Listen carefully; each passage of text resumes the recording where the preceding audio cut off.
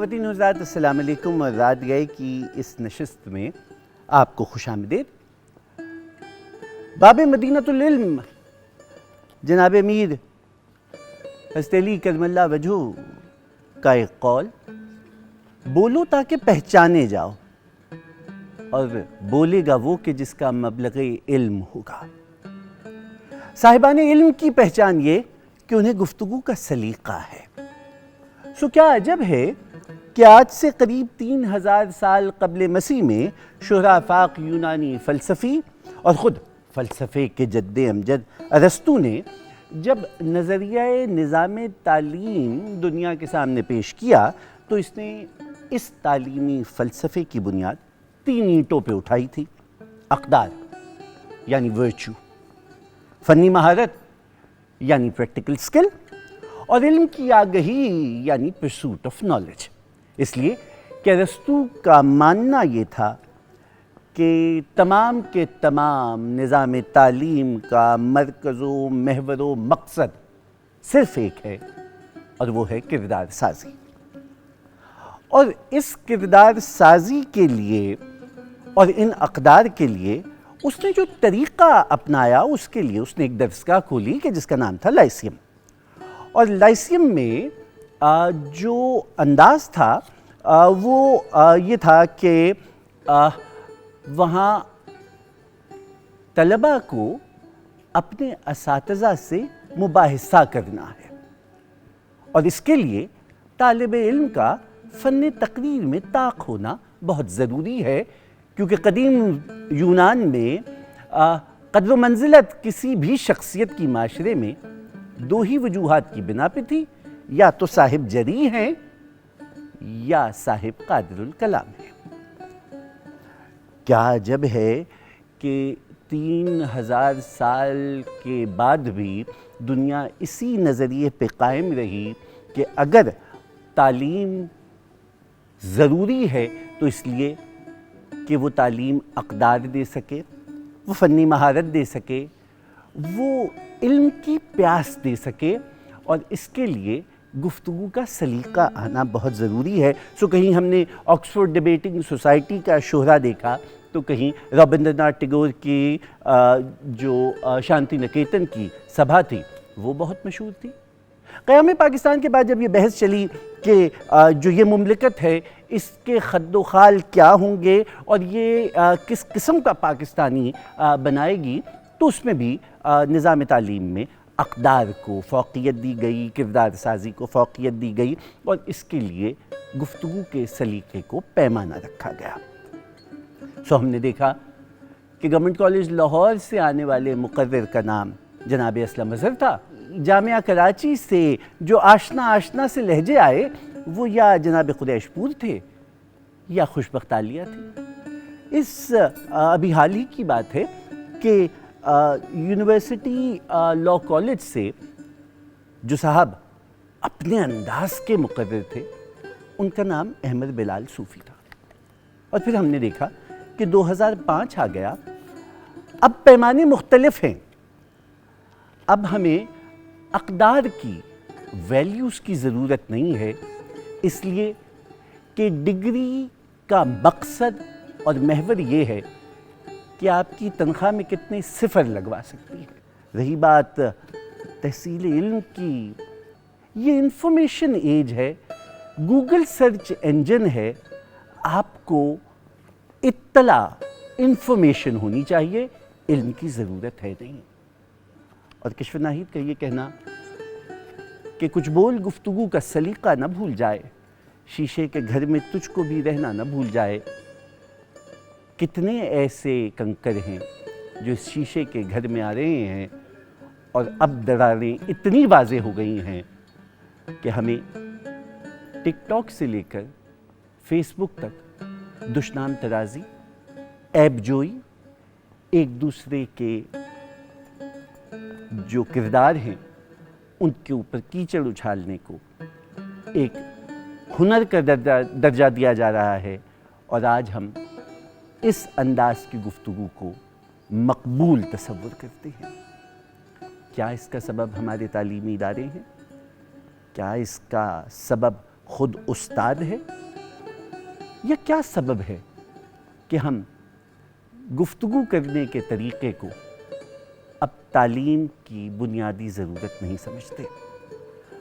آج کی نشست میں یہ سب گفتگو اس لیے کہ یہ میرے دل کے بہت قریب ہے، اور دل کے میرے قریب تو وہ گھرانہ بھی ہے کہ جس سے آج ایک بہت ہی تر و تازہ آواز آئی ہے۔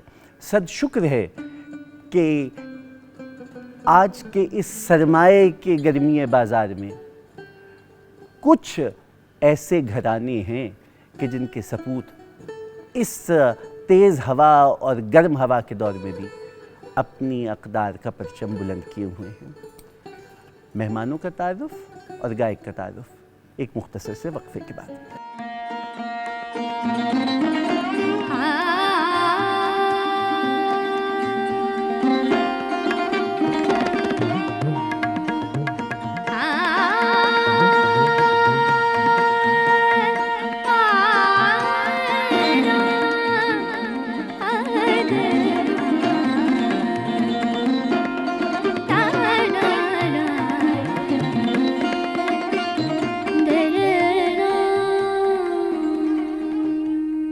خواتین حضرات، رات گئے کی اس نشست میں باقاعدہ خوش آمدید۔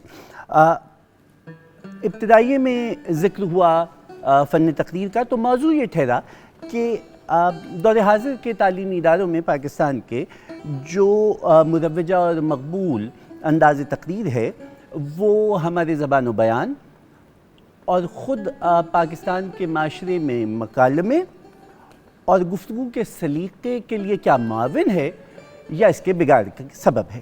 اور یہ موضوع میرے دل کے اس لیے بہت قریب ہے کہ جس سانحے کی بنیاد پر اس موضوع کا انتخاب ہوا اس کا سبب میرے آج کے دونوں مہمان ہیں۔ محترمہ ڈاکٹر اسما حمید اوان، آپ پاکستان کی مایہ ناز درس کا کنیٹ کالج لاہور میں ڈین ہیں پوسٹ گریجویٹ اسٹڈیز کی، آپ ایسوسیٹ پروفیسر ہیں اور آپ کا مضمون سیاسیات ہے، اور آپ ہی کے تعلیمی ادارے میں جو بہت معتبر تعلیمی ادارہ ہے اور جس کا سالانہ بین الکلیاتی تقریری مقابلہ بہت سے لوگوں کے لیے زندگی موت کا مسئلہ ہوتا تھا، جس میں خادم بھی شامل ہے، اور آپ نے مجھے وہاں مدعو کیا، اس کے لیے میں مشکور ہوں۔ آپ کا آنا مبارک ہو، بہت شکریہ۔ جناب معوض صدیق نظامی عہد حاضر کے بہت مقبول مقرر ہیں۔ تمام اداروں پہ جا کے جو یہ انداز تقریر ہے اس کا وہ کیا کہتے ہیں کہ آپ یہ جو اس کے گر ہیں وہ سکھلاتے ہیں، اور تعلیمی حلقوں میں اور طلباء کے حلقوں میں عہد حاضر کے گرو ہیں۔ آپ سے ہمارا بہت محبت کا رشتہ ہے، اس لیے کہ ان کا اور میرا بنیادی تعلق اور ہم دونوں کے تعلق کو استوار رکھنے کا سبب جامعہ ہندسیہ لاہور انجینئرنگ یونیورسٹی کی ڈیبیٹنگ سوسائٹی ہے۔ آپ کی آمد کا بہت شکریہ، اور میں بہت شکر گزار ہوں کہ آپ آئے۔ وہ کیا کہتے ہیں کہ آشنا آشنا پیام آئے اجنبی اجنبی زمینوں سے، کیسے تازہ ہوا کے جھونکوں کی طرح سے وہ نوجوان ہمیں ملتے ہیں کہ جو اس عہد نامعتبر میں بھی اپنے ورثے پہ بڑے استقامت کے ساتھ کھڑے ہیں۔ ان کا سر بہت فخر سے بلند ہے، اس لیے کہ انہیں علم ہے کہ وہ کتنی بڑی دولت کے مالک ہیں۔ پٹیالہ گھرانے سے تعلق ہے۔ سلمان امجد نوجوان ہیں لیکن کلاسیکل گائکی سے جڑے ہیں۔ آپ کا خانوادہ برصغیر پاک و ہند میں گائکی کا استعارہ ہے کہ کہاں کردیل خان صاحب، کہاں جردیل خان صاحب۔ آپ استاد امانت علی خان صاحب کے پوتے ہیں، اور آپ کے چچا اسد امانت علی خان صاحب ہمارے بہت اچھے دوست ہیں۔ آپ کا آنا بہت مبارک ہو، اور ہم توقع رکھتے ہیں کہ باپ پہ پوت، پتا پہ گھوڑا، بہت نہیں پر تھوڑا تھوڑا۔ ڈاکٹر صاحبہ، میرا آپ سے پہلا سوال،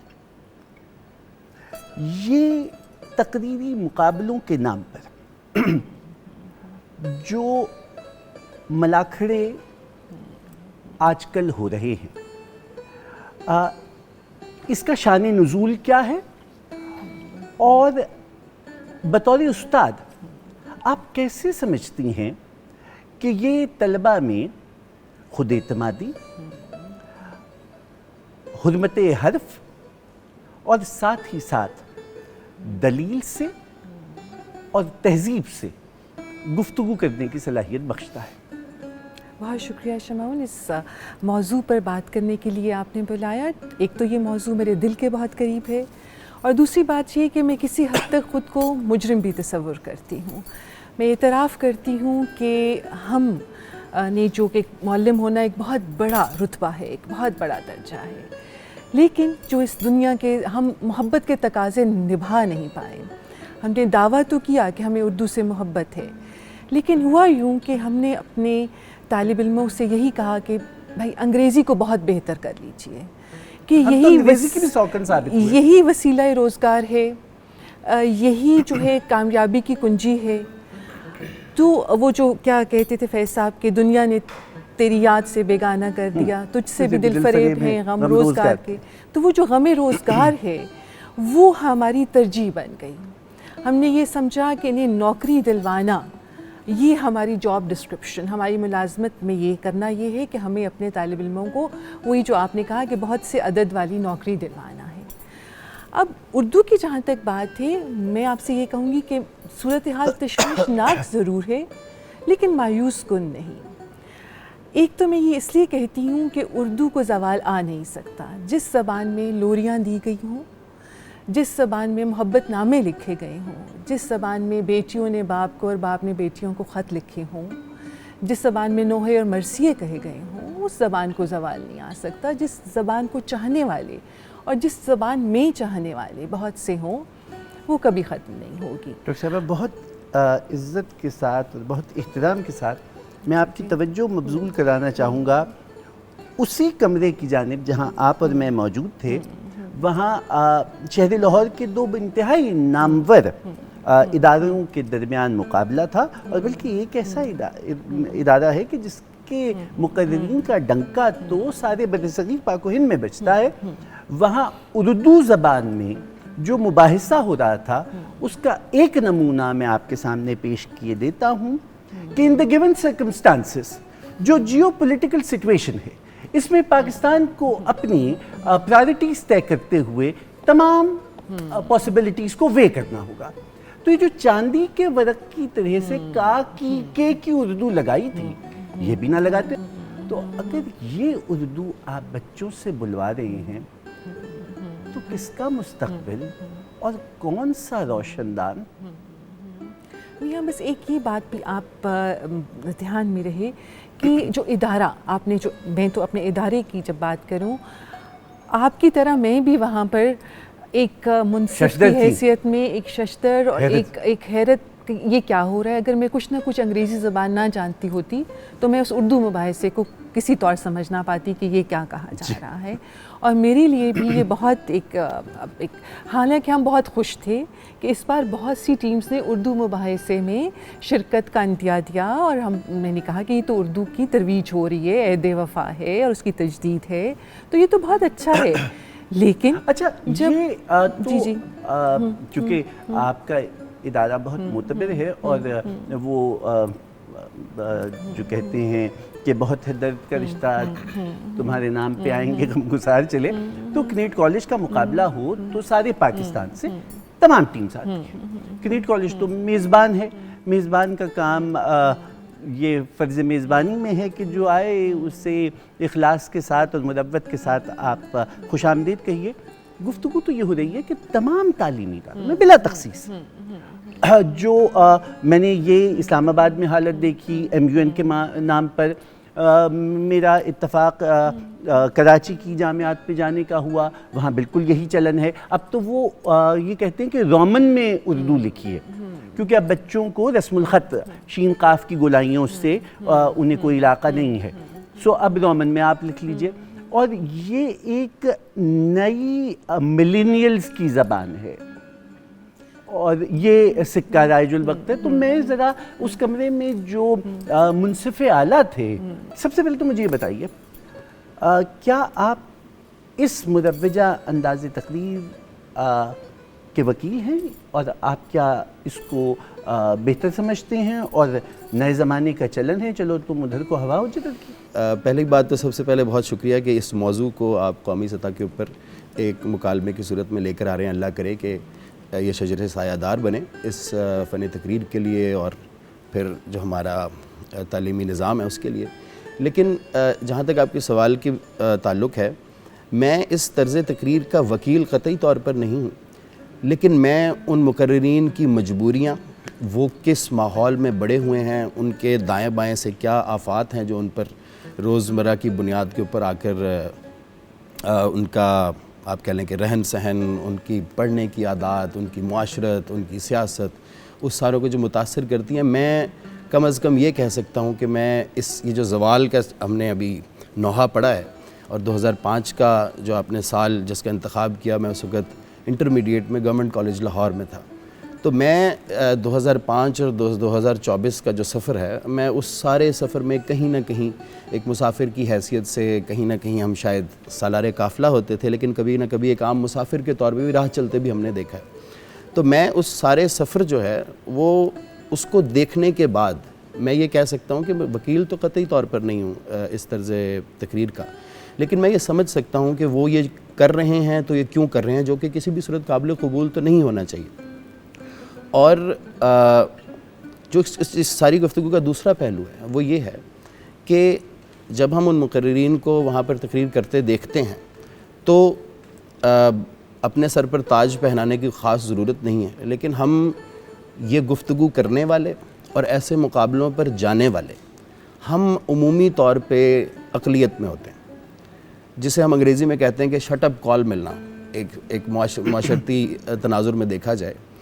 میں آپ سے جب پروگرام کے متعلق گفتگو ہو رہی تھی تو میں نے آپ کے سامنے ایک قصہ رکھا تھا کہ ہم نے 2014 کے 15 میں جب UT لاہور کا مقابلہ تھا, تو اس وقت یہ جو ہے جرثومہ آہستہ آہستہ جو ہے نا اپنے رستہ بنا رہا تھا تمام طلباء میں اور فن تقریر کے اندر. تو ہم نے 2 صفحاتی ایک فہرست جو ہے تمام مقررین کے ہاتھ میں تھمائی کہ فیشزم نہیں ہوتا, فسطائیت ہوتی ہے, فیمنزم نہیں ہوتا, تحریک نسواں ہوتی ہے, مقدمہ ہوتا ہے, کیس نہیں ہوتا, موشن نہیں ہوتا, قرارداد ہوتی ہے. تو اگر آپ یہ کہہ سکتے ہیں کہ ہم اس تضحیک کا نشانہ بنے, ہم تضحیک کا نشانہ بنے, بلکہ میں ڈاکٹر صاحبہ کو بھی بتا رہا تھا کہ میں نے اس سرکٹ کے بہت قابل احترام اور بہت ٹرافیوں کے مالک مقررین سے براہ راست سامنے کھڑے ہو کر مغلظات بھی سنے, لیکن اب سوال یہ ہے کہ ان مغلظات کو سننے کے بعد کیا میں میدان چھوڑ جاؤں, کیونکہ اگر آپ کی تصدیق ہو جائے اور 4 لوگوں میں کھڑے ہو کے ہو جائے اور آپ اس کا جواب بھی دے لیں ایک مناسب الفاظ میں, ایک تہذیب کے دائرے میں رہتے ہوئے, لیکن کیا اس سب کے بعد اگر میں بھی یہ میدان چھوڑ جاؤں, ایسا نہیں کہ میں کوئی انقلاب لے آؤں گا اور سب ایک بہتری کا سفر میں اس کا سالار قافلہ بن کے اس بہتری کے سفر پہ گامزن کر دوں گا اس پورے سرکٹ کو, شاید یہ ممکن ہو, شاید یہ ممکن نہ ہو. محافظ صاحب کی گفتگو سے میرے ذہن میں جو گنجلک ہے وہ مزید بڑھ گئی ہے, کیونکہ میری سمجھ میں یہ نہیں آ رہا کہ آپ کو بحیثیت طالب علم یہ اختیار کس نے دیا کہ آپ طے کریں کہ آپ کے انداز تقریر کو جانچنے اور اس کا معیار مقرر کرنے کے پیمانے کیا ہوں گے یہ آپ طے کریں.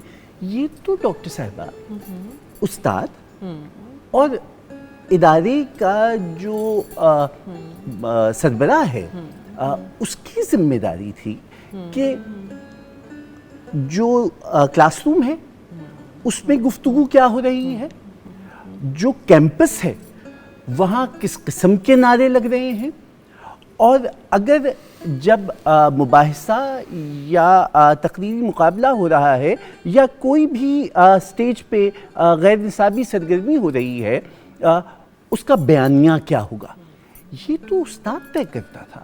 یہ کب سے ہوا کہ اب جو بچے ہیں وہ یہ طے کرنے لگے کہ اب ہم دوسری باری بھی لیں گے, نہیں تو وکٹیں اٹھا کے ساتھ لے جائیں گے. یہ کیا ہے؟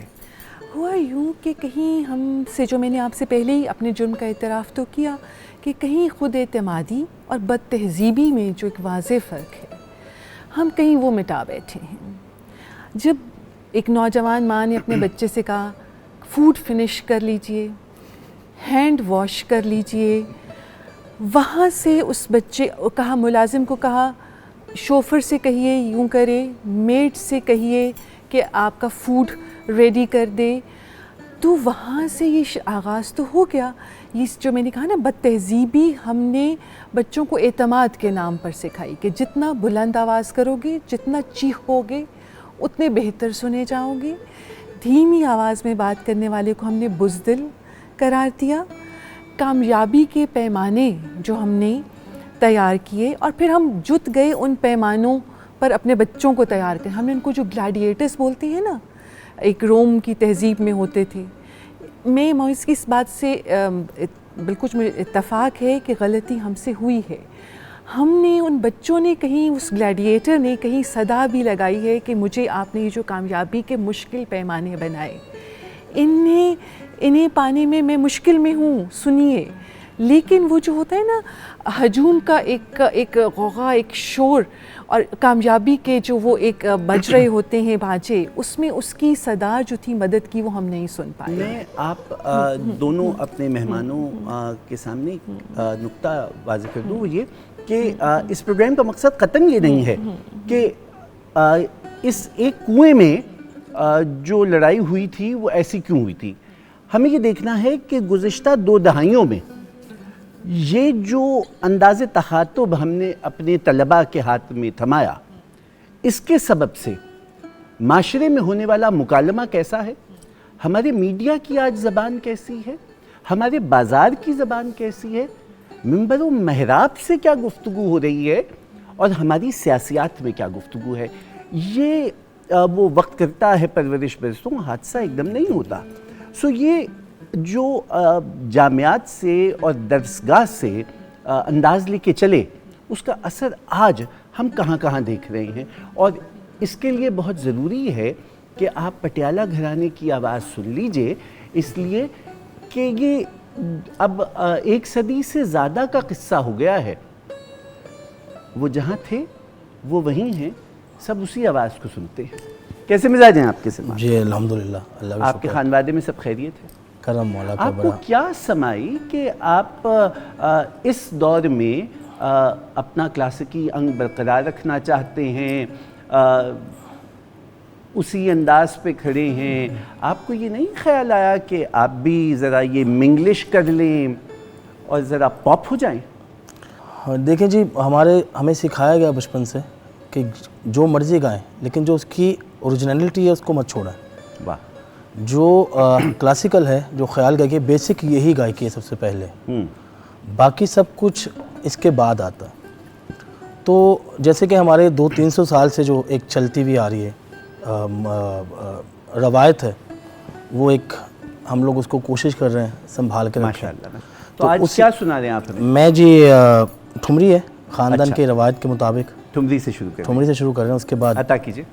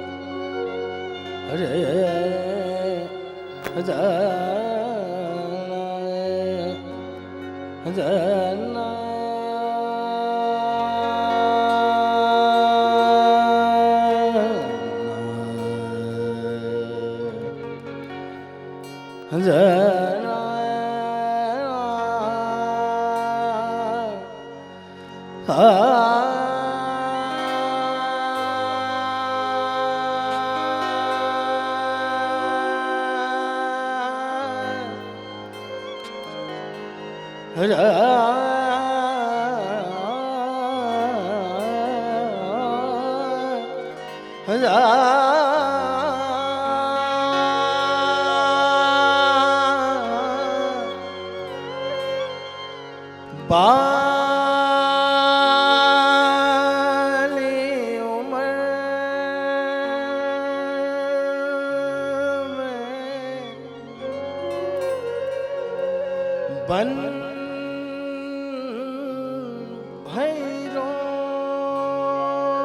भैरोगन अब क्या होए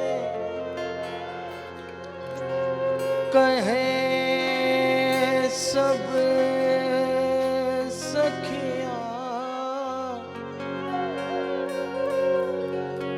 दुख मोरा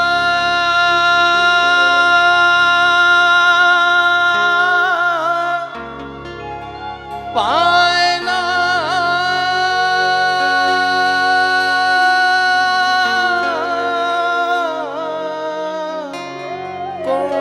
कोई जानना कोई मन की बतिया मोरा ये देना संदेश है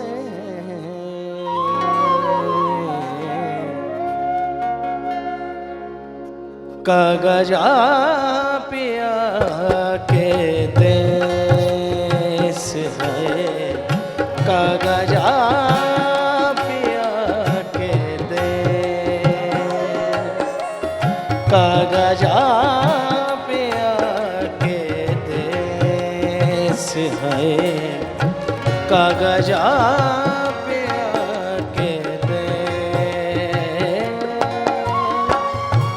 ये देना संदेश मोरा ये देना संदेश है कागजा पिया के देश है कागजा पिया के देश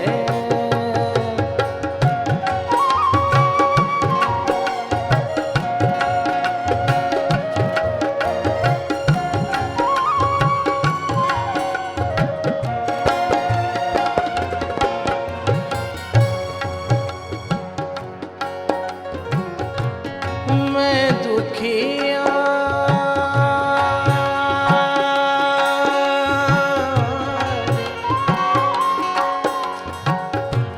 मैं दुखिया बिरहा मार मैं दुखिया बिरहा मार रो रो काट रो रो काट रतियाँ सारी रो रो काट रतियाँ सारी मोरा ये देना संदेश है कागजा पिया के देश है कागजा पिया के देश ये देना संदेश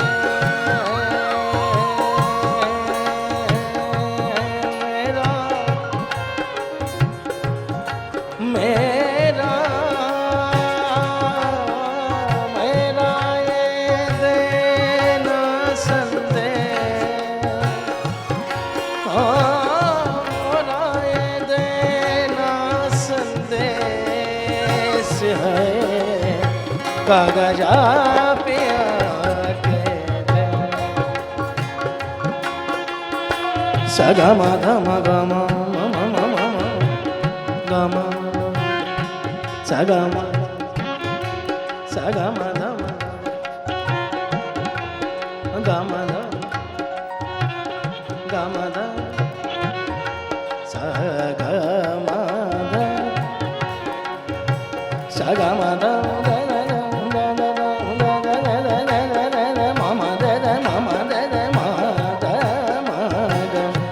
सगा मा गा सा नि सा धा नि धा मा धा नि नि नि नि नि नि नि नि धा नि धा सा सा धा धा धा धा धा धा धा धा धा धा धा धा धा सा गा मा धा मा गा मा गा मा धा गा मा धा नि धा गा मा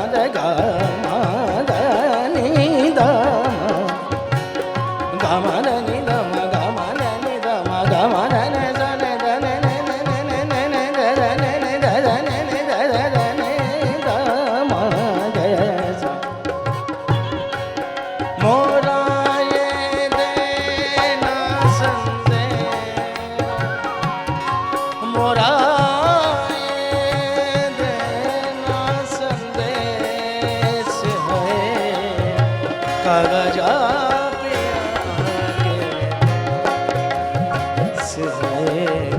कागजा पिया के कागजा पिया कागजा पिया के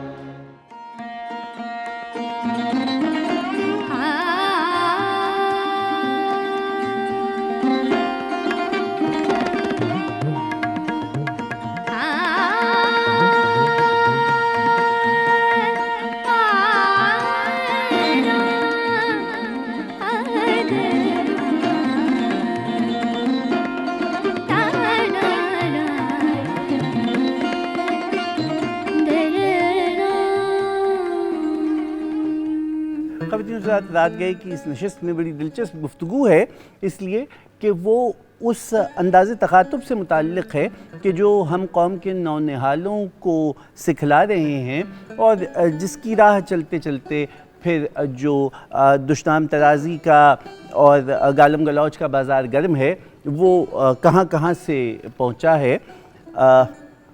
जनाब इफ्तिखार आरिफ ने कहा था कि हबसे लुक़मा तर खा गई लहजे का जलाल, अब किसी हर्फ को हुर्मत नहीं मिलने वाली। ये अंदाज़ क्या इसी लुक़मा तर के सबब आया? इसलिए कि हम ये देखते हैं उस्ताद तो एक बहुत बुलंद पाया मर्तबे का शख्स था कि जो इसलिए कम पैसों के एवज़ सारी ज़िंदगी की खिदमत पे मामूर हो जाता था कि वो एक बहुत बड़ा काम कर रहा है।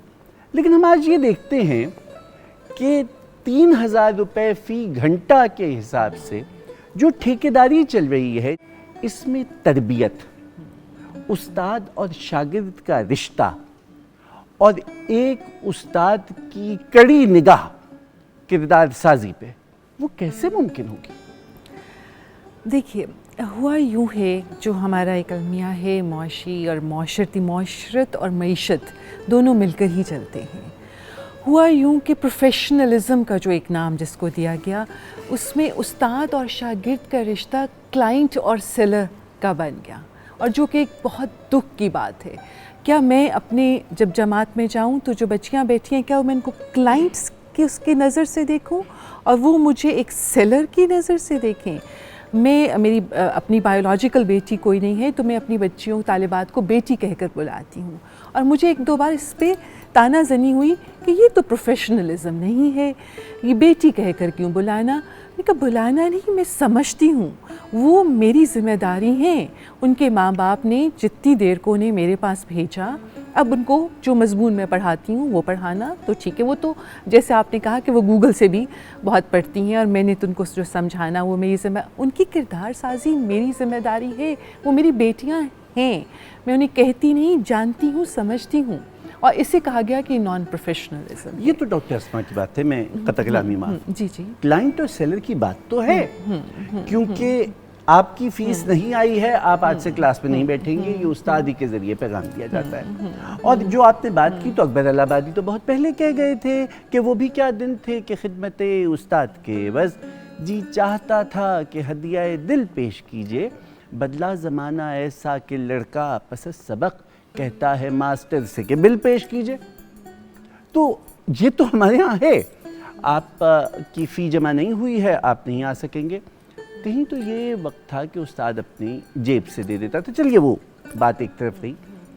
لیکن یہ جو انداز ہے کہ آپ جامعہ کھول رہے ہیں, ہائیسٹ لیول آف انسٹیٹیوشن کھول رہے ہیں, فیکلٹی افورڈ نہیں کر سکتے, تو یہ جو اس کی بنا کے اوپر جو ایک اسٹوڈنٹس یا طلبہ نکلیں گے وہ تو شتر بے مہار ہوں گے, ابھی ہم ان نے کی تو کوئی رسپانسبلٹی نہیں. ابھی ہم نے ایک بہت خوبصورت ٹھمری سنی. گلوکار جو ہیں وہ تو ایک بڑے گھرانے سے ہیں, سر سے وفا نبھانا وہ جانتے ہیں اور نبھائی, بہت خوب نبھائی.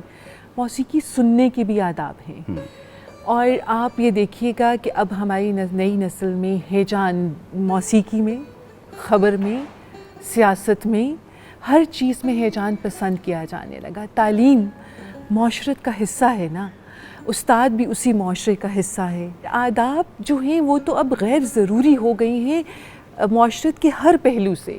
کسی بھی رشتے کو نبھانے کے لیے, موسیقی سننے کے لیے, جماعت میں بیٹھنے کے لیے, مباحثے میں شرکت کے لیے, کسی محفل میں شرکت کے لیے آداب ضروری نہیں رہے. آپ کتنی چیخو پکار کر سکتے ہیں, آپ کا برانڈ کیا ہے جسے آپ لیے پھرتے ہیں, وہ اہم ہو گیا. تو جب ہم نے, میں اس نسل کو قصوروار نہیں ٹھہراتی, ہم نے انہیں برانڈ کی دوڑ میں کس نے لگایا انہیں. ہم کبھی 500 کا جوڑا بھی پہن کر آتے تھے تو کہتے تھے ہمارا جوڑا, میں نے اپنا اب کہا جاتا ہے بہت اچھا کپڑے پہنے, کس کے ہیں, کب مراد یہ ہوتی ہے کس برانڈ کے ہیں. تو ہم تو کوئی بھی نہ رہے نا, ہم کچھ بھی نہیں ہے. برانڈ جو ہم نے پہن رکھا, جس گاڑی میں آئے, جس برانڈ کا جوتا, جس برانڈ کی تعلیم ہم نے دی, تعلیم بھی تو برانڈ بن گئی نا. کس ادارے سے پڑھے, میرے ادارے کے ایک نام ہے اور وہ نام کمرشلائزیشن کی وجہ سے نہیں تھا کبھی بھی. اور مجھے کہیں سننے کو ملا بیٹوں کے لیے جب رشتہ تلاش کیا جا رہا ہے تو کہا گیا اس کالج کی بچی ہو. تو میں نے بہت خوشی سے سوچا کہ ہماری بچیاں بہت روایت پسند ادارہ ہے ہمارا, تو با اخلاق مہذب بچی کی تلاش ہے. انہوں نے کہا نہیں, اس سے ذرا معاشرے میں, ذرا ہماری عزت میں, پرسٹیج میں اضافہ ہوتا ہے نا کہ فلاں ادارے کی تعلیم یافتہ بچی یا ڈاکٹر بچی بیال آئے. تو جب ہم نے تعلیم کو یہ برانڈ بنایا, آپ نے یہ معیار مقرر کیے ہیں, تو یہ بیچاری نسل کیا کرے, ان پہ تو مجھے ترس آتا ہے. ڈاکٹر صاحب نے برانڈ کی بات کی, یادش بخیر جتنے مقام و مرتبے میں برانڈ تھے وہ سب پبلک سیکٹر میں تھے. Government college Lahore, Aitchison college, F C college, آپ جو گورنمنٹ کالج فیصل آباد ہے, راول پنڈی کا گورڈن کالج, یا کراچی کا سینٹ جوزفس کالج, یا کراچی یونیورسٹی, یہ سب کے سب ادارے ریاست کے بنائے ہوئے تھے. اور ان سے نکلنے والی آوازیں ہمارے فن, ورثے, ثقافت, بیان اور انداز تخاطب کے نمائندہ لہجے. اصل میں صرف تھوڑا سا گفتگو کو واپس لے کر آؤں گا. جو طرز تخاطب ہے اس میں اگر ہم کوئی بنیادی نقطہ آغاز دیکھنا چاہیں تو وہ 2005-2006 کے لگ بھگ ہی ہوگا. اور اس میں بنیادی طور پہ ہوا بھی یہی, کیونکہ جب آپ برانڈ بیچتے ہیں تو برانڈ میں ایڈ آنز کیا ہیں, ایڈڈ ویلیوز کیا ہیں. اب بنیادی طور پہ جب ہم یہ دیکھتے ہیں کہ یہ 2008-9 کے یہ جو دور ہے, اس میں اگر آپ پرانے دفتر کھول کے دیکھ لیں تو آپ کو یہ نظر آئے گا کہ کم از کم 60% مقابلے جو کہ اس وقت کرائے جا رہے تھے, خاص طور پہ تقاریر کی بات کر رہا ہوں. اور اہم بات یہ کہ اس وقت مضمون نویسی کا آپ کو مقابلہ نہیں ملتا تھا. اس وقت گائیکی کے مقابلے آپ کو انہی جو روایتی ادارے ہیں صرف وہیں ملا کرتے تھے. جب آپ کو 60% مقابلے جیتتے ہوئے وہ ادارے نظر آتے ہیں تو جو ایک نیا اپ اینڈ کمنگ مقرر ہے یہ قدرتی بات ہے کہ وہ ان کی طرف نگاہ اٹھا کے دیکھے گا کہ یہ اچھا مقرر ہے. اور ان میں جو سچ بات ہے کہ 2 سے 4 مقرر اچھے بھی تھے. تو اس بات کو اگر ہم 2024 سے آ کر ملائیں تو جس طرح ڈاکٹر صاحبہ نے کہا کہ معاملہ مایوسی نہیں ہے، پر امید ہے. اس میں جو بیچ میں خلا ہے جو پر کرنے کی ضرورت ہے. میں اپنے ہی ایک جونیئر کا آپ کو جملہ آپ کے سامنے رکھوں گا. 2 نوجوان میرے پاس آئے، عمر ان کی ہوگی 17-18 سال. انہوں نے کہا کہ محفوظ بھائی یہ آپ روایت کی بات کرتے ہیں، یہ روایت ہے کیا؟ اب میں اگر اس کو وہاں سے براہ راست کتاب پر بھیج دوں گا نا تو وہ بھاگ جائے گا. میں نے کہا روایت جو ہے نا ہماری وہ مضمر ہے غیر رسمی تعلیم میں. یہ جتنے بزرگوں کے آپ نے نام لیے یہ تمام لوگ کمرہ جماعت میں سیکھتے تھے. لیکن اگر گورنمنٹ کالج کی بات کریں تو شہاب جو گارڈن ہے اصل گفتگو وہاں پر ہوتی تھی جو کہ زندگی کا سرمایہ ہوتی تھی. یا یو ای ٹی کے تناظر میں ہم اکثر کہا کرتے تھے کہ بحث جو بھولے کی کنٹین پہ ہوگی یا ممتاز کے پراٹھوں پر ہوگی. بنیادی طور پہ معاملہ یہ ہوا کہ جب وہ پروڈکٹ بکنے لگی تو پھر ظاہر ہے 3,000 روپے پر گھنٹہ کی بات ہی ہوگی. کیونکہ جو پروڈکٹ بیچنے والا ہوگا وہ یہ کہے گا کہ میرا کام یہاں تک تھا، ختم ہوا، میں اگلی یونیورسٹی میں جاؤں، اگلی جامعہ میں جاؤں اور اگلی جماعت پڑھاؤں. اور جو طلباء تھے ان کو بھی وہاں پہ کوئی علم کشید نہیں کرنا تھا. انہوں نے جو مڈ ٹرم یا فائنل ٹرم پاس کرنا ہے اس کا جو سلیبس ہے اس کو کور کرنا ہے اس 3 گھنٹے کے اندر. اس کے بعد انہوں نے بھی گھر کی راہ لینی ہے. تو بنیادی طور پہ اگر آپ اس کو دریا کوزے میں بند کریں تو سرپرستی جو ہے وہ بالآخر ریاست ہی کر سکتی. یہ موضوع طبیعت کو بہت بوجھل کرتا ہے. سلمان سے کہتے ہیں کہ کچھ اچھا سا سنا دیجئے. میں جی آپ کو خواجہ حیدر علی آتش صاحب کی واہ غزل جو دادا نے گائی استاد امان علی خان صاحب نے، وہ آپ کی نظر کر رہا ہوں جی.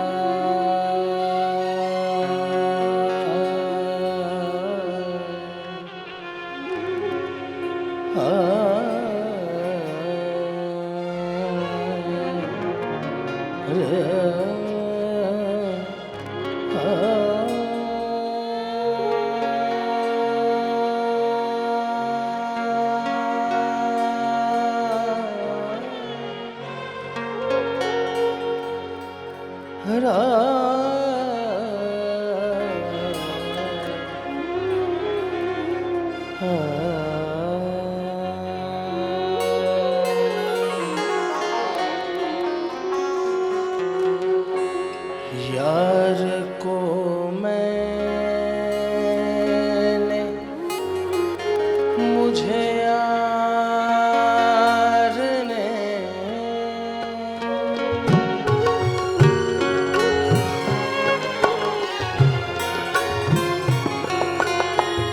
یار کو میں نے مجھے یار نے یار کو میں نے مجھے یار نے سونے نہ دیا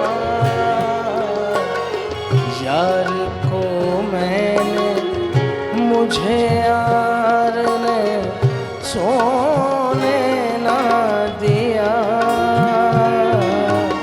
رات بھر تالے بیدار نے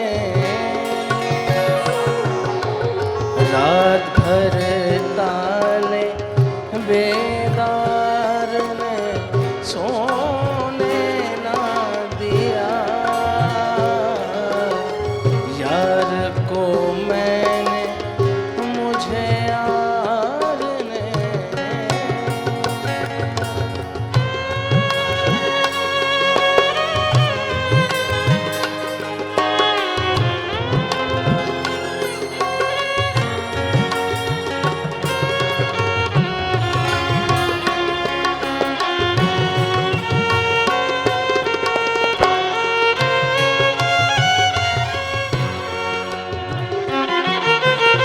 ایک شب بلبلیں بیتاب کے جاگے نہ نصیب،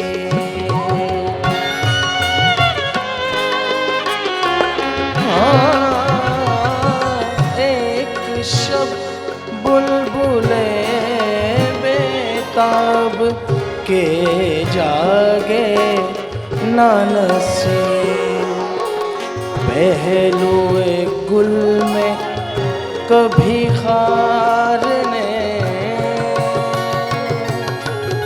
پہلو گل میں کبھی خار نے سونے نہ دیا،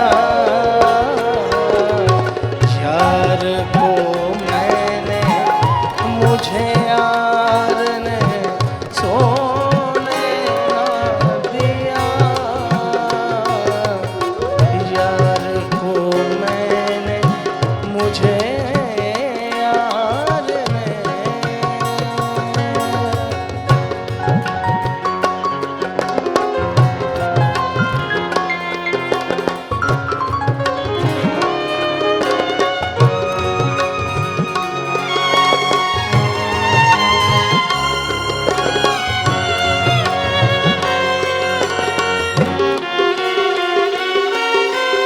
رات بھر کی دل بیتاب نے باتیں مجھ سے،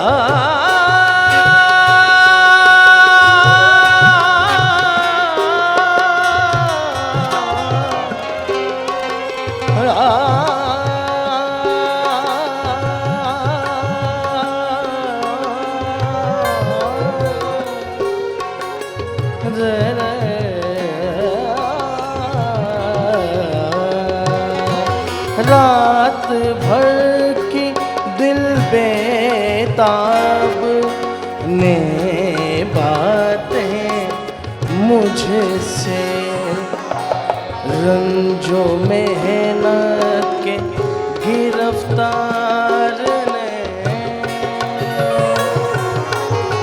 رنج و محنت کے گرفتار نے سونے نہ دیا،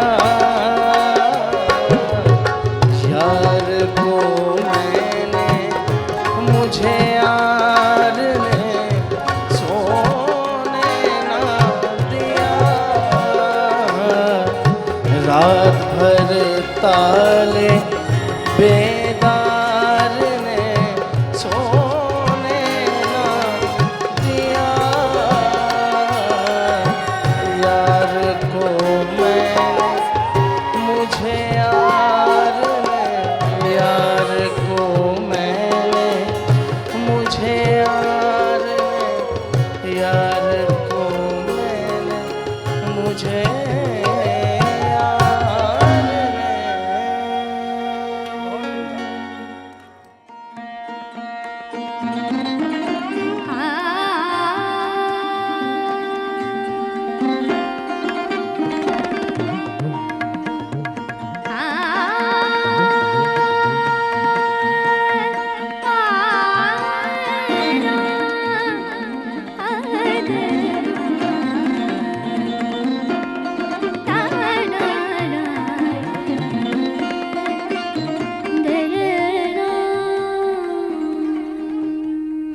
خواتین حضرات، رات گئے کی نشست میں ابھی وقفے سے پہلے سلمان نے کیا خوبصورت ہمیں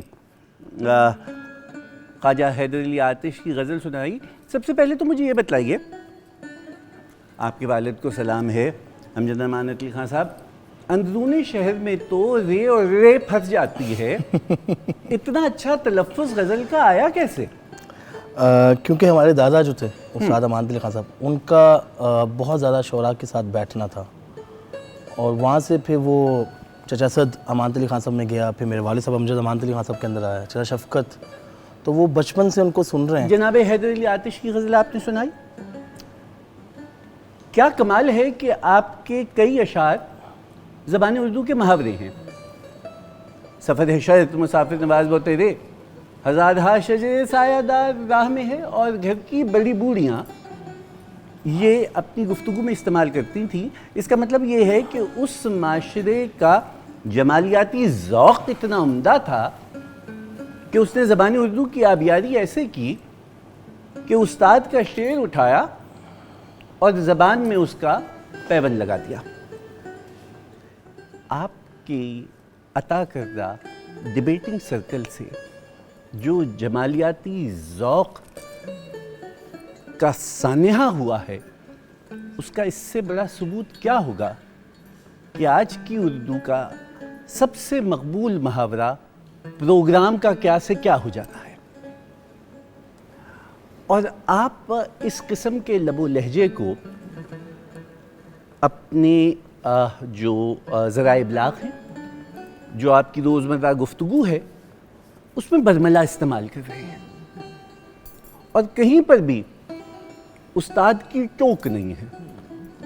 میں اپنے استادوں کی نالین اب بھی اپنے سر پہ رکھ لوں کہ جناب پروفیسر بشارت احمد یا مرحوم جعفری صاحب یا میرے اردو کے آخری استاد جناب پروفیسر انجم ربی یونس انجم صاحب کی کتاب کا مجھے شرف حاصل ہوا کہ اس کا دیباچہ انہوں نے مجھ سے تحریر کروایا.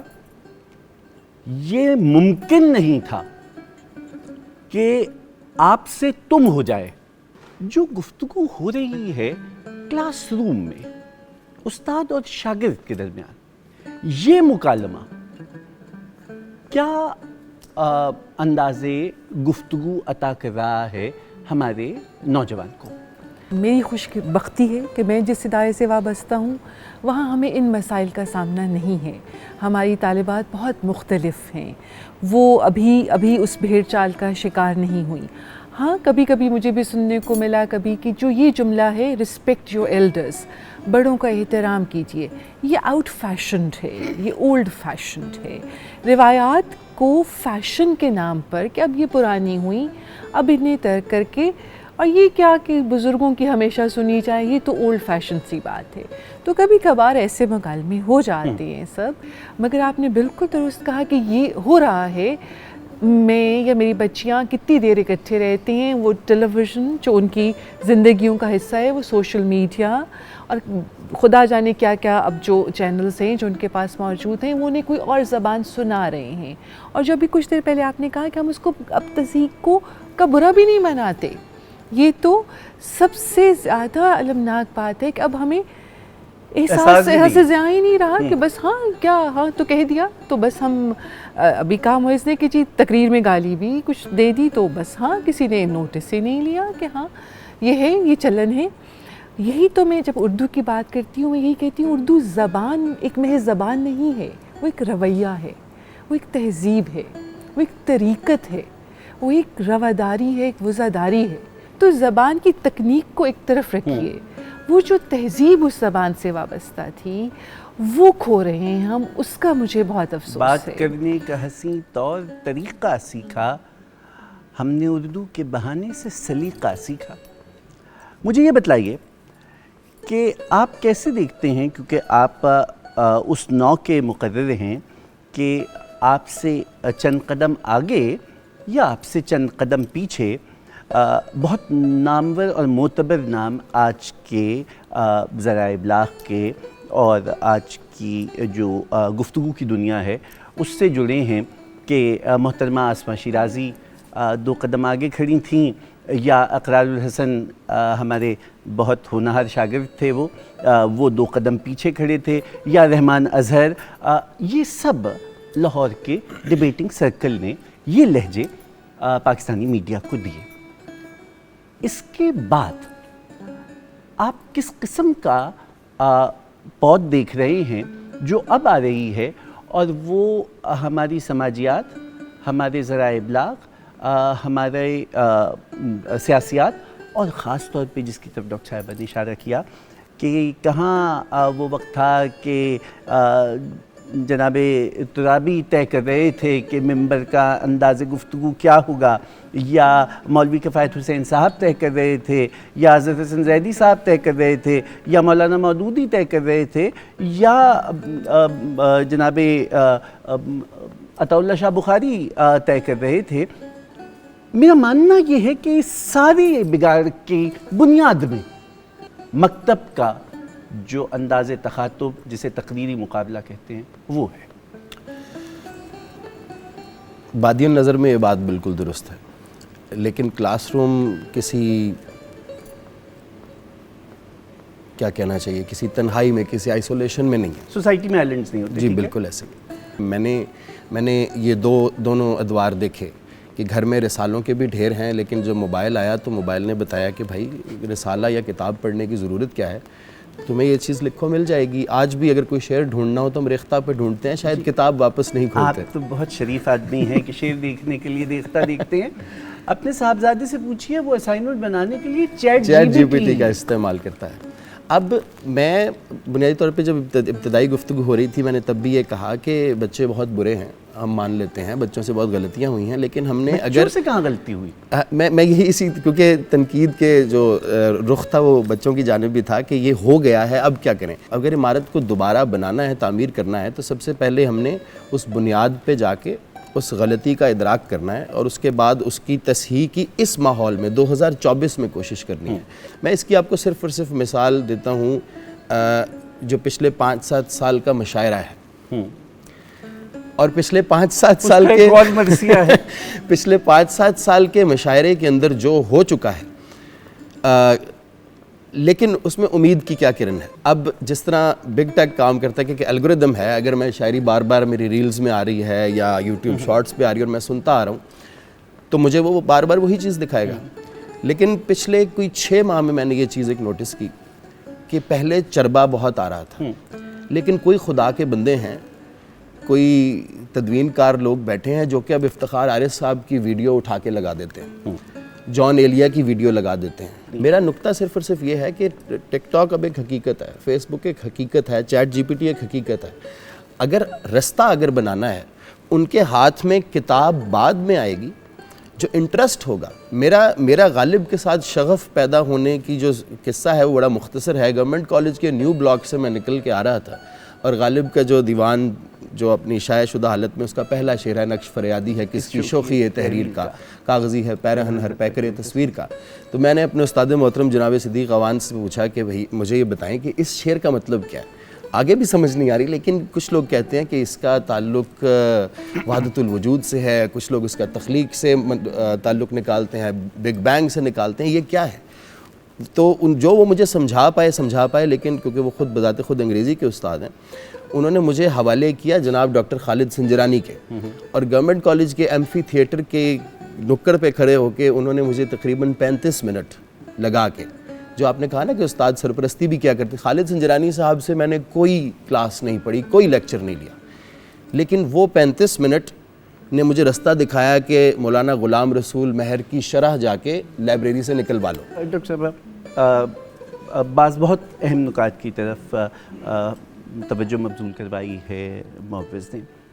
یہ جو علتیں ابھر رہی ہیں، ان کے سد باب کی طرف آپ کی نگاہ نہیں ہوتی ہے؟ جو یہ پیشہ جسے ہم کہتے ہیں، پروفیشن کہتے ہیں تعلیم و تدریس کا، یہ پروفیشن سے زیادہ ایک عشق ہے، خون جگر دینا پڑتا ہے. اب ہے مگر وہ یہ کہتے ہیں نا کہ چنا قحط سالی شد اندر دمشق کہ یاراں فراموش کردند عشق، تو وہ شاید کچھ ایسا ہی سلسلہ ہوا. آپ سیاسیات کی، پولیٹیکل سائنس کی پروفیسر ہیں. جی، اور پولیٹیکل سائنس آپ کو پتہ ہے ادب سے بہت جڑی ہوئی، دنیا کا بڑا ادب جو ہے وہ سیاسی مسائل پر ہی لکھا گیا اور سب. لیکن بہت کچھ کیا جا سکتا ہے. جس مباحث سے کا ذکر ہے، جو سانحہ جسے آپ کہہ رہے ہیں، وہاں پر ہم نے ایک سرکاری افسر کو مدعو کر رکھا تھا. جب وہ آئے، میں نہیں انہیں جانتی تھی، پہلی ملاقات تھی، تو وہی تھا کہ وہ سرکاری کرو فر اور تمتراک، اور اس سے وہ آئیں گے اور پینٹ کوٹ پہنے ہوئے. وہ لیکن بہت مختلف نکلے، انہوں نے ان باتوں کا جن کا میں نے کہا کہ برا نہیں منایا جاتا ان کا برا منایا، کہا کہ یہ کیا ہو رہا ہے، یہ مباحثے کا کیا انداز ہے، تم ہی کہو کہ یہ انداز گفتگو کیا ہے۔ تو انہوں نے ایسا خوبصورت خطاب کیا کہ میں جو بہت عرصے سے وہی ہمیں روزگار میں بھولی بیٹھی تھی، تو مجھے لگا کہ کوئی جیسے کوئی گمشدہ مداح آپ کو مل جاتی ہے، کوئی میں خواتین کے زبان میں کہوں کہ کوئی میکے کا کوئی ذائقہ جو ہے وہ سسرال میں ملتا ہے، تو میں تو اس طلسم میں ہی چلی گئی کہ یہ تو ایسی ایک طلسماتی خطاب۔ تو اگر ہمارے اس اشرافیہ کے طبقے میں جس کو ابھی میں نے سارے الزامات لگائے کہ وہ نوآبادیات کا ایک وہ ہے ہمارے لیے چھوڑا ہوا ایک، لیکن وہاں پر اگر اس طبقے میں ایسے نوجوان افسران ہمارے سامنے آ سکتے ہیں جو اقدار کی بات کرتے ہیں، جو اخلاقیات کی بات کرتے ہیں، جو برے کو برا کہتے ہیں، تو استاد کا کام آسان ہو جاتا ہے۔ میرا کام آسان اس روز ہو گیا۔ ڈاکٹر صاحبہ میں بہت پھول چکا ہوں۔ مرتضیٰ بلاس نے کہا تھا کہ افسروں میں شاعر ہوں اور شاعروں میں افسر۔ تو جس خاکسار کی طرف آپ کا اشارہ ہے وہ سرکار کا ملازم تو ہوا سو ہوا، لیکن اس کی تعلیم بھی اور اس کی تربیت بھی اور اس کی آواز پر اور اس کے لفظ پر کڑا پہرا پاکستان ٹیلی ویژن نے دیا ہے۔ وہ جمشید فرشودی سے لے کر خواجہ نجم الحسن اور اختر وقار عظیم کے نیچے بیٹھا رہا ہے۔ آپ کا آج کا میڈیا ان تمام لوگوں سے کوئی تعلق رکھنا چاہتا نہیں ہے، اور آج کا لہجہ ذرائع ابلاغ کا یہ ہے کہ وہ آڈیشن کے وقت اپنے نئے ٹیلنٹ کو یہ کہتے ہیں کہ nothing like P T V. So جس کا مطلب یہ ہوتا ہے کہ آپ اردو میں ہر زبان کی ملاوٹ کر دیجئے اور آپ اپنے لہجے کو بگاڑ لیجئے، اور آپ جتنا زیادہ اس زمین سے کٹ کے فرنگی ہو سکتے ہیں وہ کیجئے۔ سو کچھ ان اداروں کو بھی آپ اس کی جزا دیجئے کہ جنہوں نے ایسے بوٹے لگائے تھے، اور جو آج بھی یہ رات گئے کی نشست میں آپ کو یہ بھی بتلا دوں کہ پاکستان میں کم و بیش کوئی 126-27 چینل ہیں۔ یہ واحد نشست ہے کہ جو کلاسیکی موسیقی سے جڑی ہوئی ہے، جو ثقافت سے جڑی ہوئی ہے، جو زبان سے جڑی ہوئی ہے، جو جڑوں سے جڑی ہوئی ہے۔ تو جڑوں سے مٹی جھاڑیے اور ہمیں سنائیے کچھ۔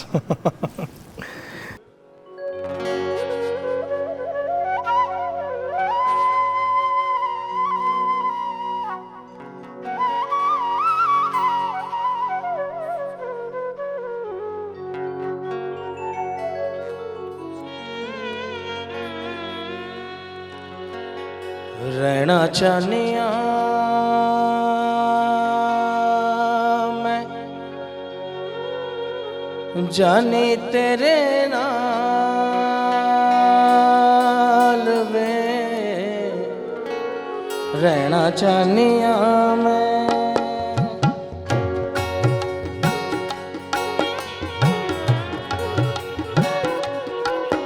رہنا چاہنیاں میں جانے تیرے نال وے، رہنا چاہنیاں میں جانے تیرے نال وے، کادا جندڑی نو پایا جنجال کہ چھڑ پرا ٹر چلیے، رہنا چاہنیاں میں جانے تیرے نال وے، رہنا چاہنیاں۔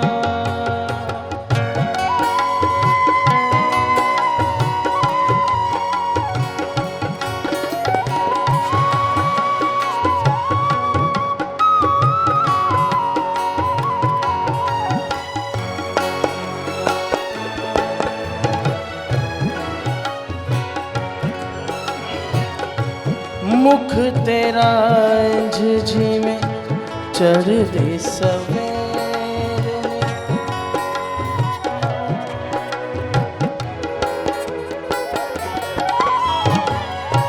مکھ تیرا جھجھی میں چڑھ دی سویرے، ہورے تو کی تائیں دل لیا کھون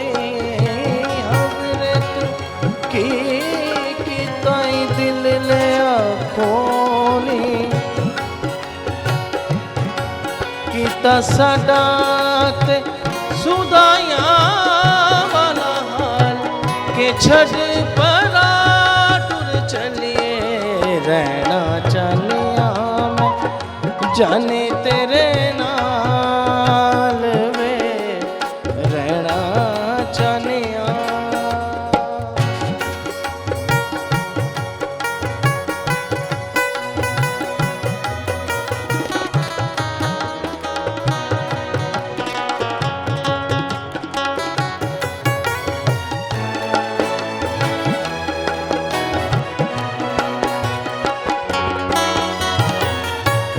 ਸੜਦਿਆਂ ਲੋਕਾਂ ਨੂੰ ਸੜਦੇ ਰਹਿਣ ਦੇ ਸੜਦੇ ਰਹਿਣ ਸੜਦੇ ਰਹਿਣ ਦੇ ਸੜਦੇ ਸੜਦੇ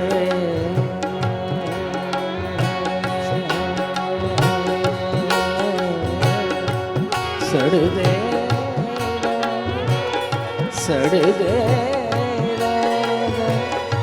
ਸੜਦਿਆਂ ਸੜਦਿਆਂ ਸੜਦਿਆਂ ਲੋਕਾਂ ਨੂੰ ਸੜਦੇ ਹੀ ਰਹਿਣ ਦੇ ਸੜਦਿਆਂ ਲੋਕਾਂ ਨੂੰ ਸੜਦੇ ਰਹਿਣ ਦੇ ਛੱਡ ਪਰਾਂ ਇਹਨਾਂ ਨੂੰ ਸੜਦੇ ਹੀ ਰਹਿਣ ਦੇ ਛੱਡ ਪਰਾਂ ਇਹਨਾਂ ਨੂੰ ਸੜਦੇ ਹੀ ਰਹਿਣ ਦੇ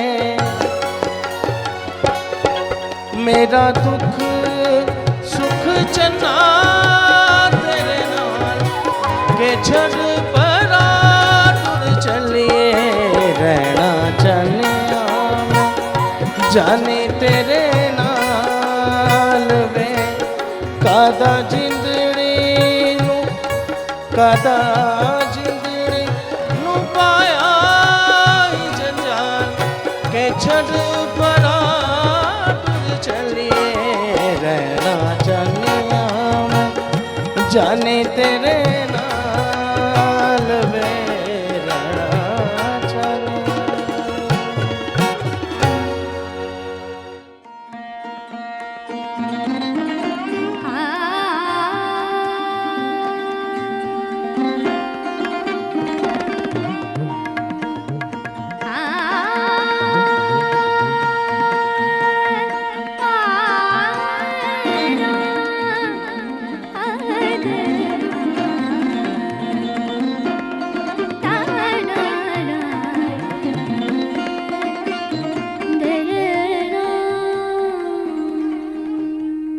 خواتین و حضرات، رات گئے کی نشست کا یہ موضوع کہ جس میں ہم اس فن تقریر سے متعلق بات کرنا چاہتے ہیں جو سکہ رائج الوقت ہے اور جو آج کا چلن ہے، جو مقبول عام ہے، اور جس منگلش زدہ لہجے میں جہاں زبان اردو کے بقیے ادھیڑے جا رہے ہیں، وہاں انگریزی کا چلن بھی یہ ہے کہ صاحب اگر دوران مباحثہ اپنے مخالف مقرر کو زج کرنا چاہیں تو بہت آسان ہے کہ اپنی بائیں ٹانگ اٹھا کے کرسی پہ رکھ لیں، یہ بھی انداز ہے۔ سو اب ایک زمانہ تھا کہ آپ مقرر کو نشست و برخاست سکھاتے تھے، وہ کیا لباس پہن کے جائے گا، کیونکہ مجھے یاد ہے کہ ایک جملہ بارہا کہا گیا کہ تقریر سنی بعد میں جاتی ہے، دیکھی پہلے جاتی ہے۔ تو اب دیکھنے کو تو جو منظر ہے اسی کے اوپر آپ سر پیٹ لیتے ہیں کہ پھٹی ہوئی جینز ہے اور بال جو ہیں وہ زلف پریشان ہیں، اور اب ایک چیز ٹیٹوز آ گئی ہے۔ میں حیران ہوں کہ ایسا وحشت زدہ حلیہ ایک ادارہ کیسے برداشت کر لیتا ہے کہ اس سے وابستہ طالب علم اس نو میں جائے۔ ایچسن کالج کے بچے اپنی نیلی پگڑی کی وجہ سے پہچانے جاتے تھے تو گورنمنٹ کالج کے لونڈے اپنے لال کوٹس کی وجہ سے پہچانے جاتے تھے۔ اسلامیہ کالج پشاور کی شیروانی تھی، ابتدائی پبلک اسکول کا بلیزر تھا، اور ایچسن کالج یہ جو ایف سی کالج تھا اس کا اپنا بلیزر تھا، اور بہت اس کا خیال رکھا جاتا تھا جب ادارے سے باہر جا رہے ہیں تو you are going to represent the institution. یہ کیا حلیہ بنا کے آتے ہیں معاوض صاحب, یہ کیا انداز ہے؟ شبول بھائی, بڑی میرے پاس 2 نکات ہیں بیان کرنے کو. سب سے پہلی چیز جو کہ میں شاید مجھے بہت پہلے کر دینی چاہیے تھی, کہ جو مطالعہ یا انفارمیشن, آپ اس کو جو مرضی کہہ لیں, کہ موبائل سے آ گیا یا کتاب سے آ گیا, یہ جو فرنگی رنگ ہے جس کا آپ نے پہلے تذکرہ کیا, یا جو فرنگی حلیہ ہے, بنیادی طور پہ نوجوان کے پاس بہت زیادہ سوال ہیں, اور سوال کرنے سے میں کوئی مذائقہ نہیں ہے. لیکن ہمارے بڑے یہ کہا کرتے تھے کہ بھائی جو پڑھنا ہے جا کے پڑھو, لیکن سب سے پہلے اپنی نظریاتی اصولی پوزیشن جو ذات کی ہے اور جو معاشرے کی ہے, اس میں اپنے آپ کو پہلے اچھی طرح بٹھا لو.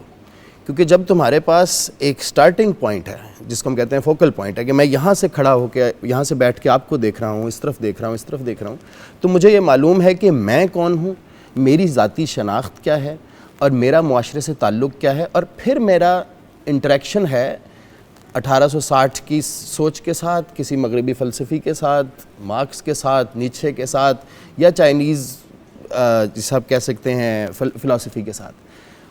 معاملہ یہ ہوا ہے کہ ہم نے براہ راست فیشن کہہ لیں, رنگ اپنانے کی کوشش کہہ لیں, کہ ہم نے براہ راست وہ کتاب پکڑی ہے. اور جو اس وقت مین جو مرکزی مسئلہ ہے, وہ اس وقت زلفیں پریشان نہیں ہے, پھٹی ہوئی جینز نہیں ہے. مسئلہ یہ ہے کہ جو اپنی شناخت ہے نا, اس کے اندر گراؤنڈنگ بہت ضروری ہے.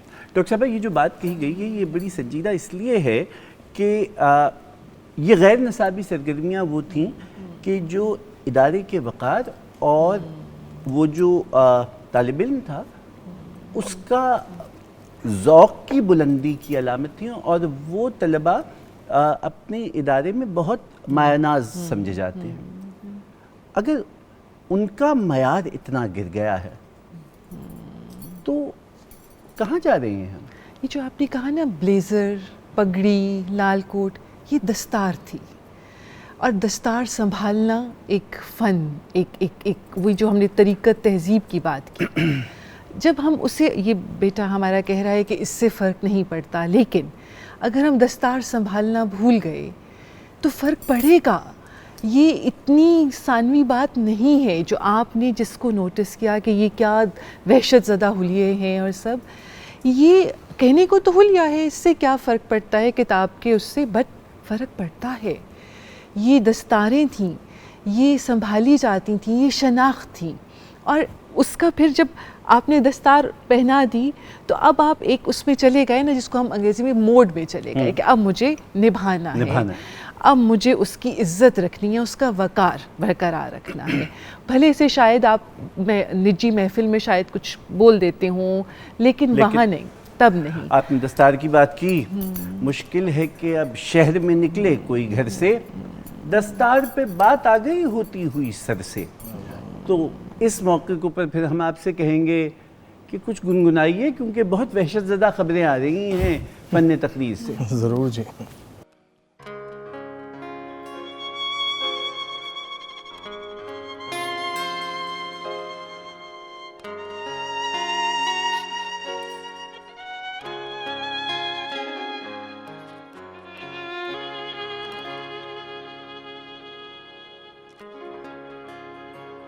تمہارے شہر کا موسم بڑا سہانا لگے, تمہارے شہر کا موسم بڑا سہانا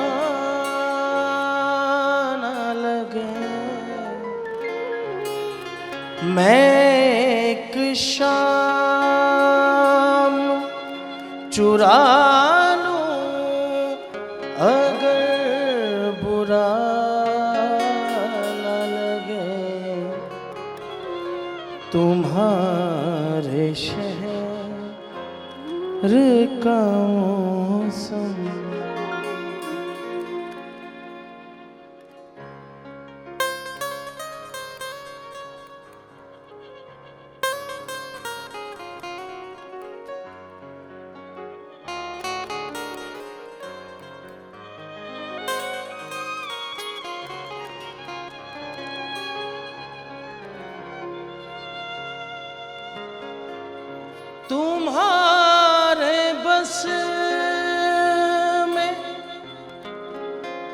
اگر ہو تو بھول جا مجھے تمہارے بس میں، اگر ہو تو بھول جا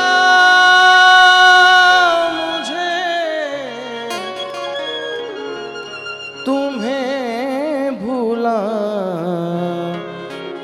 میں شاید مجھے زمانہ لگے، تمہیں بھلانے میں شاید مجھے زمانہ لگے، میں ایک شام چرا لوں اگر برا نہ لگے، تمہارے شہر کا موسم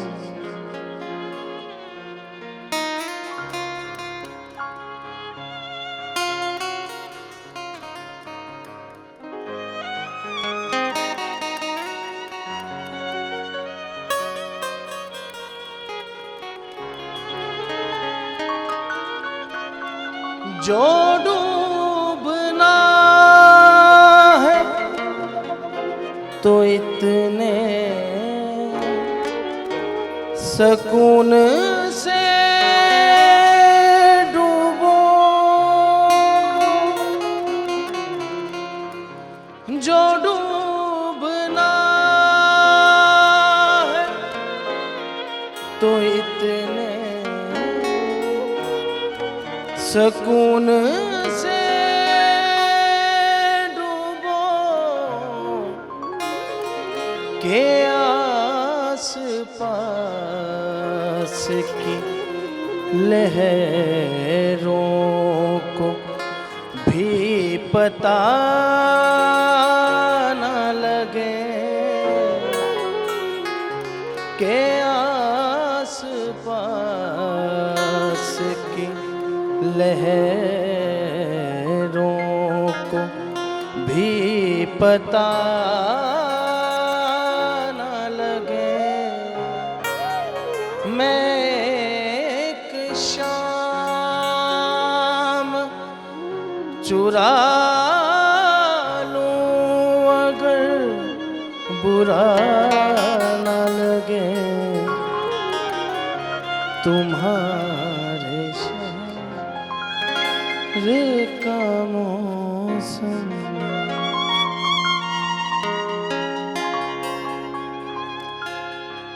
بہت عمدہ، بہت شکریہ، کیا اچھا آپ نے پیش کیا۔ اچھا، ساری گفتگو ہو گئی، اب ہم آخری مرحلے میں ہیں۔ حل کیا ہے؟ راستہ کیا ہے؟ کیا ممکن ہے کہ جو 3000 روپے فی گھنٹہ کی رفتار سے دوڑنے والا اپنی زندگی کے دونوں پارٹوں کو ملانے کی جدوجہد میں ہے، وہ استاد بن جائے؟ کیا ممکن ہے کہ استاد جو طالب علم کی گفتگو ہے اس پہ پہرے دار بن کے بیٹھے اور اس کے جو حرف ہیں ان کو لفظوں میں اور لفظوں کو جملوں میں بدل سکے؟ کیا ممکن ہے کہ یہ سر جوڑ کے بیٹھیں اور اب جو اس قدر یہ کجی آ گئی ہے اس سے نکلنے کا راستہ دیں گے؟ آپ سے میں بعد میں جواب لیتا ہوں، آپ سرغنہ صاحب بتلائیے، کوئی ممکن ہے یا سب کا دہاڑی لگی ہے؟ انتہائی ذاتی حیثیت میں اگر بات کروں تو بیچ میں درمیان میں کوئی 3 سے 4 سال میں ڈیبیٹنگ سرکٹ میں نہ بلایا جاتا تھا کیونکہ میں بد زبان کہلایا جاتا تھا، اور نہ میں کچھ زندگی کی مصروفیات بھی ایسی تھیں، تو اس میں جو آپ کے کہہ لیں کہ یہ پچھلے 2 سے 3 مقابلوں میں جو بحث کے اختتام کے بعد ایک تنقیدی جائزہ ہوتا ہے میں نے ذاتی طور میں اس کے اوپر اس میں ایک تبدیلی کی ہے کہ عمومی طور پہ جب ہم تقریر کیا کرتے تھے تو ہمیں یہ بتایا جاتا تھا کہ تمہاری تقریر میں یہ سقم تھے، تمہاری دلیل یہاں پہ کمزور تھی، تم نے یہاں پر یہ چیز سمجھائی صحیح طریقے سے نہیں۔ یہ میرا ایک ذاتی اختراع آپ اسے کہہ لیجئے کہ میں نے ان 3 سے 4 مقابلوں میں کوشش یہ کی ہے کہ میں تمہیں تقریر بعد میں سکھاؤں گا، میں تمہیں سب سے پہلے مینرزم سکھاؤں گا کہ تقریر ہوتی کیسے ہے، تمہیں اٹھ کے آنا ہے نہیں آنا۔ وہ آپ ذاتی حیثیت میں کہتے ہیں وہ نہیں سنے گا، جی جی، کیونکہ چلن دوسری طرف ہے۔ بالکل درست ہے۔ کیا ایسی صورت ہو سکتی ہے کہ وہ جو نامور نام ہیں جی جی وہ سول سوسائٹی تحریکی کی صورت میں جی جی جی جی اس کے اوپر سر جوڑ لیں؟ ڈاکٹر صاحبہ دیکھیے، آپ کے پروگرام میں آپ نے شمع جلا رکھی ہیں بہت، تو وہ جو کیا کہتے ہیں کہ شکوہ ظلمت شب سے کہیں بہتر تھا اپنے حصے کی کوئی شمع جلاتے جاتے، تو اگر گئے کہ وہی شمع جل رہی ہے، آپ ایک شمع رہ گئی ہے سو وہ بھی خاموش ہے، لیکن خاموش نہیں، آپ نے تو آواز اٹھائی نا اس پروگرام سے، اپنے خطاب سے۔ اس روز آپ نے انہی طالب علموں سے جو خطاب کیا، کہیں کوئی تو ایک شمع کسی دل میں کسی ذہن میں روشن ہوئی مجھے ہوگی نا۔ کامل یقین ہے کہ 1 گھنٹہ 20 منٹ کی اس گفتگو کا ایک نقطہ بھی کسی کو سمجھ میں نہیں آیا ہوگا، اس لیے کہ میں سوچ کے گیا تھا کہ اس میں انگریزی کا ایک لفظ نہیں ہوگا۔ تو اتنی اردو تو بھری دوپہر میں اختلاج قلب کا سبب ہوتی ہے۔ اردو بھلے، میں نے آپ سے پہلے بھی کہا کہ تکنیک اردو کی چھوڑیے، اردو ایک رویہ ہے نا، وہ تو سمجھ میں آیا۔ رویے سمجھنے کے لیے بہت بار زبان جاننا بھی ضروری نہیں ہوتی۔ تو وہاں پر ہاں درست کہا آپ نے کہ کچھ لوگوں کو کہ سر سے گزر گیا کہ یہ تو بہت کچھ فصیح اور بہت ہی اردو بول رہی ہیں، مگر بات سمجھ آ گئی۔ یہ معلوم ہوا کہ ہم نے کچھ غلطی کی جس کے بارے میں ہمیں نشاندہی کی گئی ہے، کہیں نہ کہیں کوئی شمع تو جلی نا۔ اللہ کرے، ورنہ تو عام طور پہ اس کا جواب آتا ہے who cares۔ پروگرام کا وقت چونکہ اب ختم ہو رہا ہے، آپ دونوں سے بہت عمدہ گفتگو ہوئی۔ خواتین و حضرات، میں آپ کے سامنے اس تمام نشست کا کوئی خلاصہ پیش نہیں کرنا چاہتا۔ فیض صاحب نے کہا تھا پڑھنے والوں کے نام، وہ جو اصحاب طبل و علم کے دروں پر کتاب اور قلم کا تقاضا لیے ہاتھ پھیلائے، وہ معصوم جو اپنے بھول پن میں وہاں اپنے ننھے چراغوں میں لوکی لگن لے کے پہنچے جہاں بچ رہے تھے گھٹا ٹوپ بے انت راتوں کے سائے۔ آپ دونوں اصحاب اور خاتون کی آمد کا بہت شکریہ۔ میں ملتمس ہوں آپ سے، آپ تو روایت نبھائیے اور اچھا سنائیے۔ ضرور۔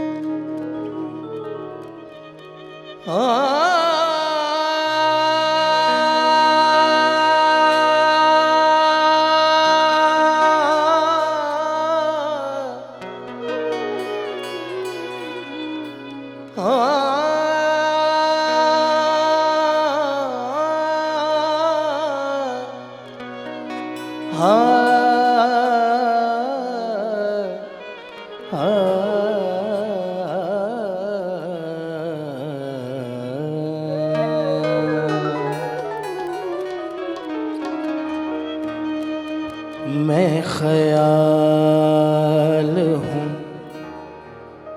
کسی اور کا، میں خیال ہوں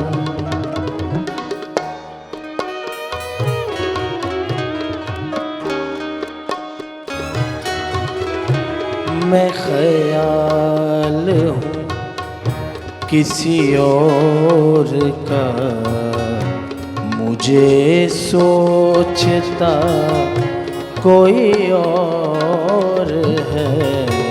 میں خیال ہوں کسی اور کا، مجھے سوچتا کوئی اور ہے۔ سر آئینہ میرا عکس ہے، سر آئینہ میرا عکس ہے، پس آئینہ کوئی اور ہے، میں خیال ہوں کسی اور کا، مجھے سوچتا کوئی اور ہے۔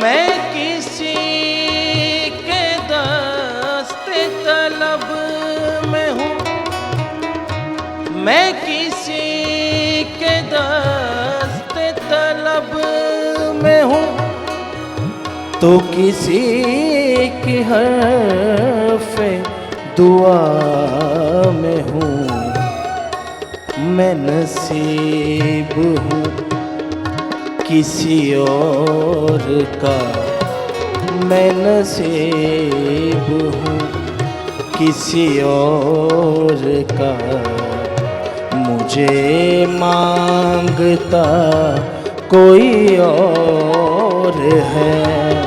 سر آئینہ میرا عکس ہے، پس آئینہ کوئی اور ہے، میں خیال ہوں کسی اور کا، مجھے سوچتا کوئی اور ہے۔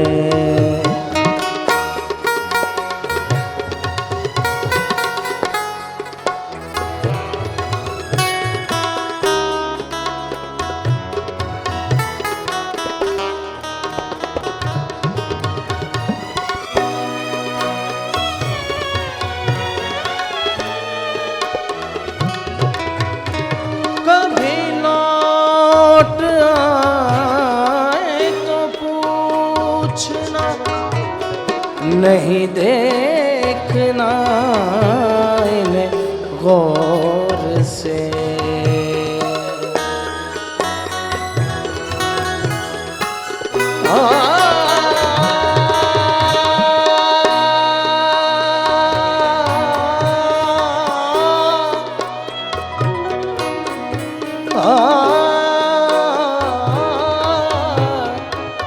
کبھی لوٹ آئے تو پوچھنا، نہیں دیکھنا انہیں غور سے، جنہیں راستے میں خبر ہوئی، جنہیں راستے میں خبر ہوئی کہ یہ راستہ کوئی اور ہے، سر آئینہ میرا عکس ہے، پس آئینہ کوئی اور ہے، میں خیال ہوں کسی اور کا، مجھے سوچتا